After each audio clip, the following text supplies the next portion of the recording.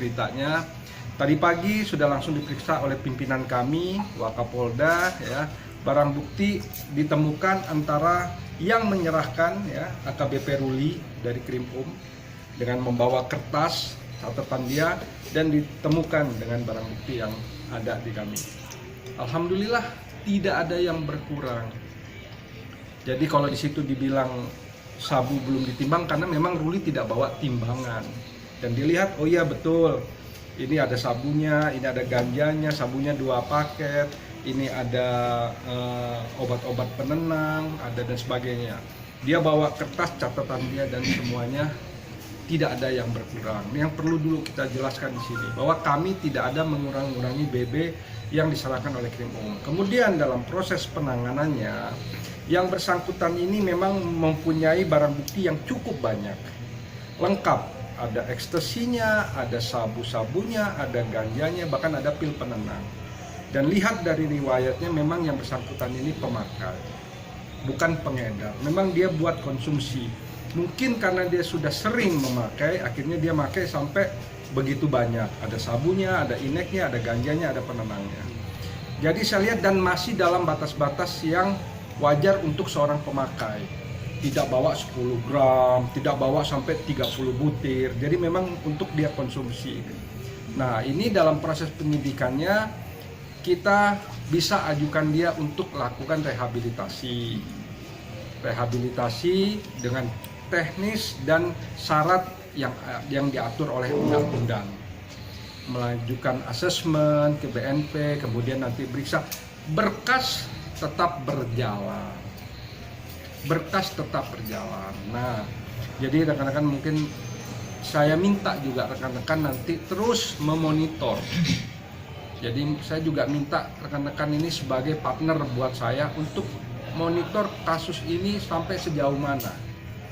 Ya, jadi tidak ada kami melepas, tidak ada kami membebaskan, ya. BB masih ada, BAP-nya masih lengkap, ini masih dalam tahap proses penyidikan. Memang yang bersangkutan mengajukan untuk rehab. Tentu untuk rehab itu ada prosedurnya. Nah, kalau rekan-rekan lihat kenapa dia dikeluarkan atau apa, mungkin ya dalam untuk rehab itu kita coba cari tempat rehabilitasi yang dia inginkan, karena dia ingin pilih sendiri rehabilitasi. Nah, sekarang lagi saya turunkan tim untuk ngambil lagi yang bersangkutan. Dan kalau sudah seperti ini, mungkin nanti akan jadi pertimbangan lain buat kami. Apakah kami setujui atau tidak asesmennya, atau kami tidak. Tapi kalau seseorang memang dia korban penyalahgunaan tindak pidana narkoba, di sini dia memang murni sebagai pemakai, dia mempunyai hak untuk direhabilitasi. Apalagi kalau nanti selama sehari 2 hari dia dalam sel tahanan kita, dia mengalami gangguan secara psikis ataupun secara mental, kita wajib membantarkan dia untuk direhab. Kalau memang dia seorang pemakai, nanti kelihatan. Jadi tidak ada rekan-rekan kami melepas atau membebaskan orang. Prosesnya masih berjalan, hanya mungkin miskomunikasi saja saya dengan saudara Wakus kemarin. Nah, ini saya luruskan.